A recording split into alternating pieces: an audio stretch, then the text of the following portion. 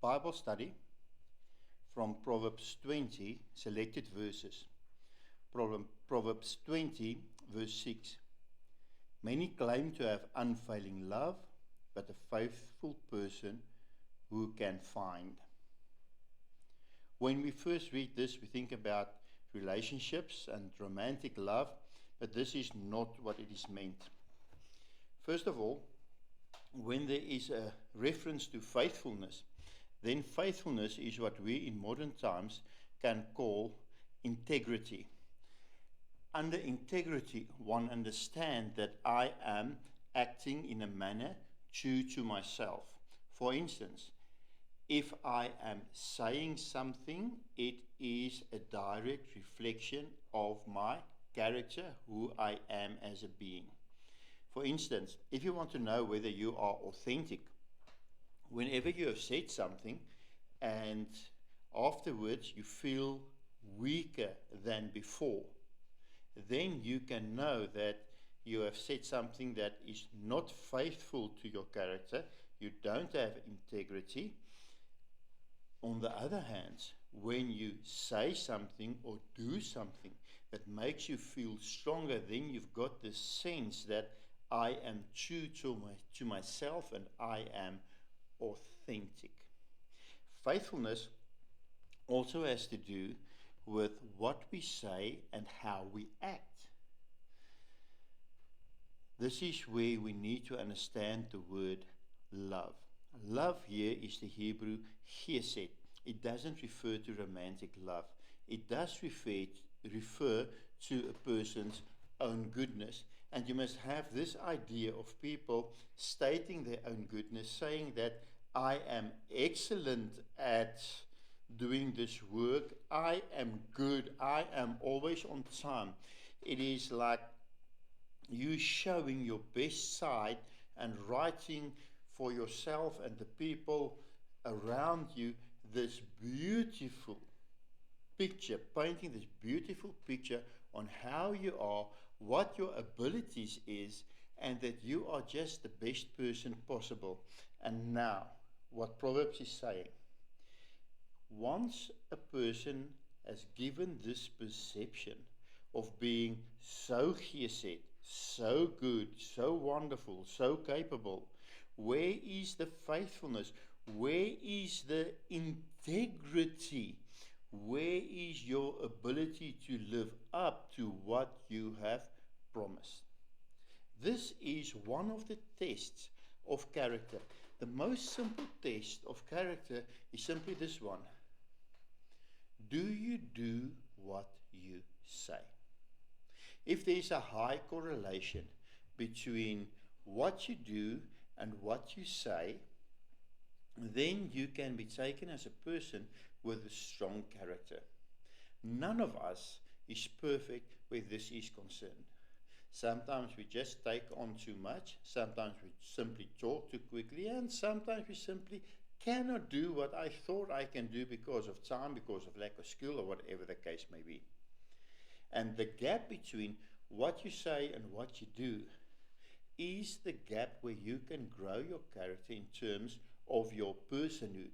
Now I know there are many people that try to get out of this conundrum by making no commitments, by simply not saying anything, by simply not committing to do anything, thinking that, well,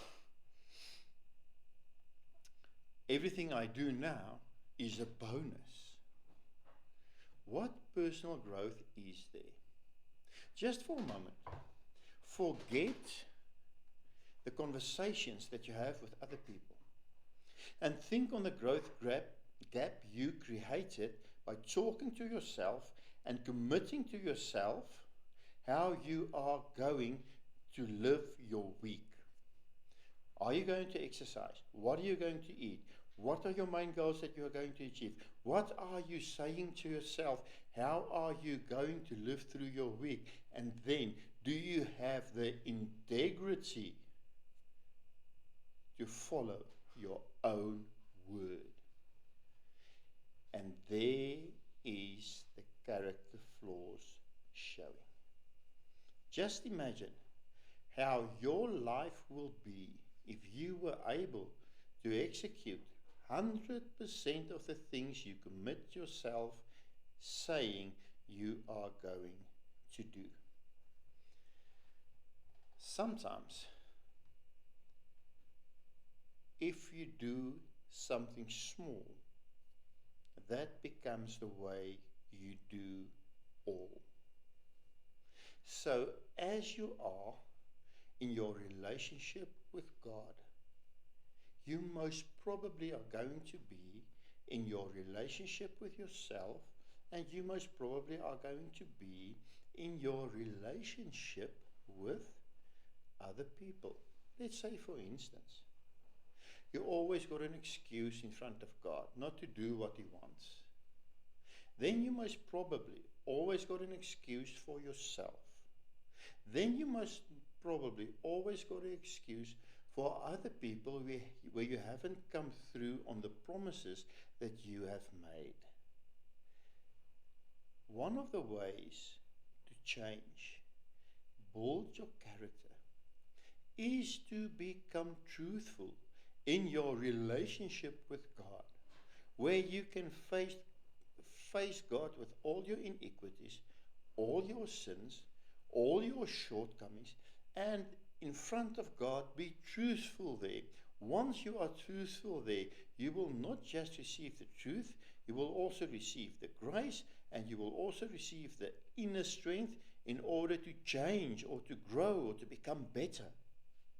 And once you have received that from God, then you can have the courage to be truthful to yourself. And this is maybe where courage is really needed, because we lie to ourselves. We make ourselves better, we make ourselves taller, we make ourselves cleverer, we make ourselves better than we really are. But just for once, to be real truthful about who you are, what your capabilities are, and who you are not, and who you want to be, and what is the gap between what you want to be and how you are now. And the most saddest situation you can be in talking to yourself is saying, but I am completely happy with myself. Do you really think that there is no growth for you? Do you really think that there is no potential yet to be developed? Do you really think? Then you need to think again what God is seeing in you that is so much more than what you are seeing in yourself.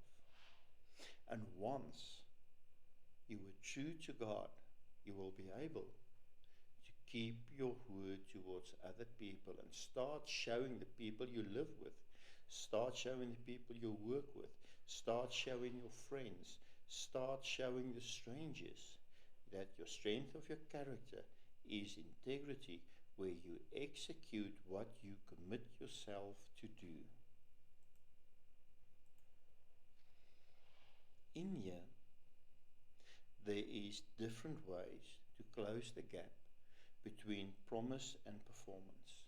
Your character is a promise you make to value to yourself, is a promise you make in the value you bring to your family, is a promise you make in the value you bring to the congregation you serve in. Your character is a promise you make to the world and the value you are bringing into the world.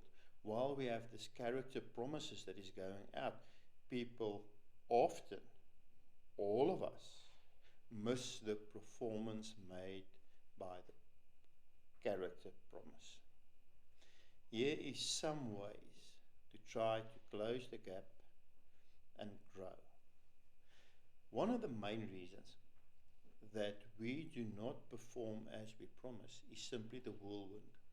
The whirlwind is what happens when life happens. It is everything that you have to do to get through the day. It is everything that you have to do that you haven't planned on. It is everything that comes into your program. And that whirlwind takes up your time and energy and attention. So now you leave important promises behind because you simply do not have the time, or you simply do not have the resources, or you simply do not have the will to complete it, and then the promise stays unfulfilled, and there's this gap created between promise and performance. And yes, in the whirlwind, all our excuses are contained. There's not a single excuse you can make that is not forming part of the whirlwind of your life. So what do we need to do? The challenge is to come through on your promises, to come through on the character commitments that you have made in the midst of the whirlwind, where the whirlwind will not be the excuse, but where your character promise will draw a line so the whirlwind will not take over your life and you will still do what is important for you to do. One of the mistakes people do is they take the schedule and put everything on there and then say, let's do first things first and then prioritize the schedule. It's supposed to work the other way around.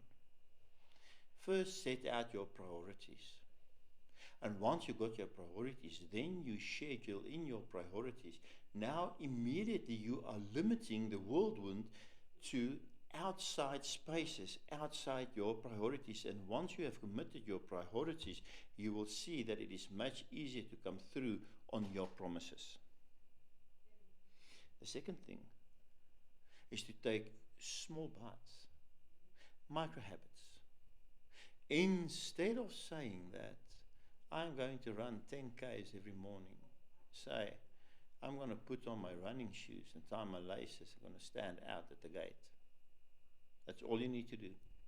Just get your running shoes on your feet and stand at the gate and see what happens.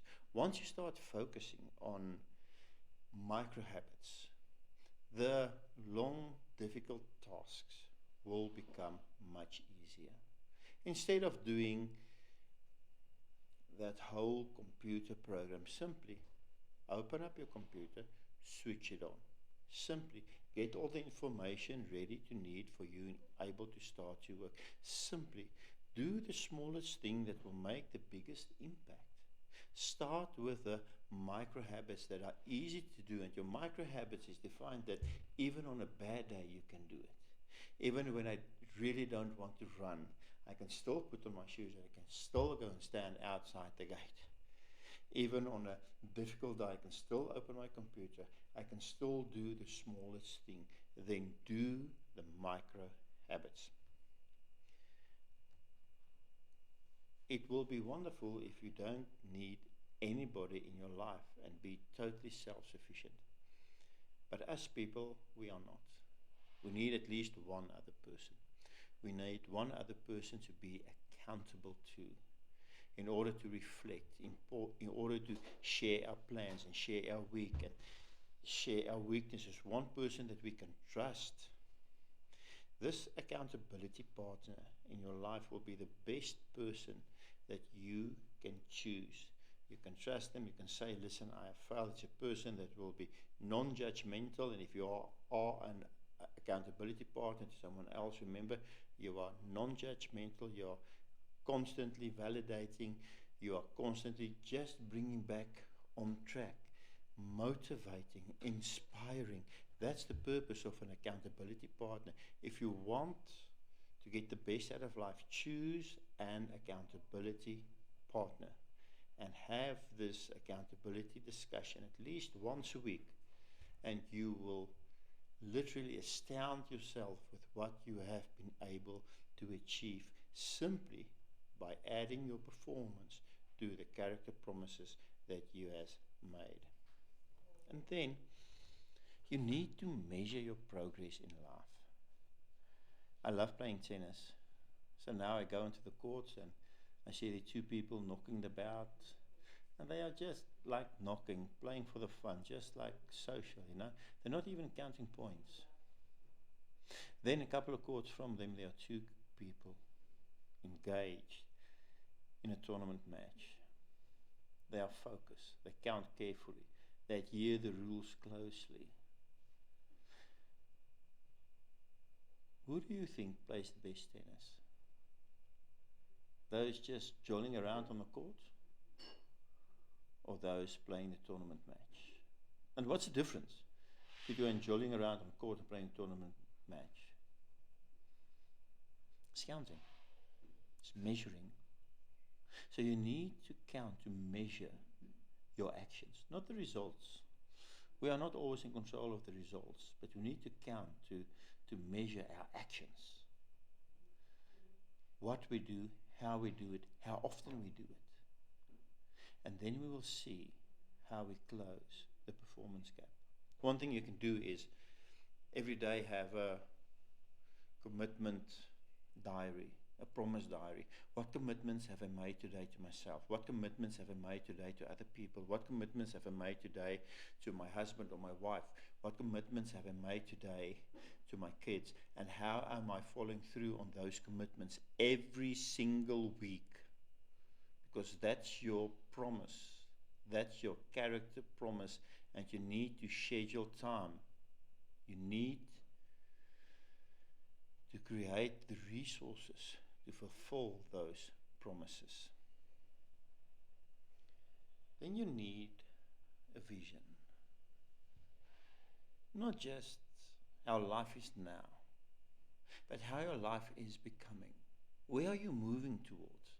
Even if it's not this great big life-changing scenario that you are envisioning, even if it is just this character growth, what is it that envisions you, that energizes you, that says, but I'm going to be happy to complete these tasks? All of us have got stuff that we must do that we hate, stuff that we must do that is a drag.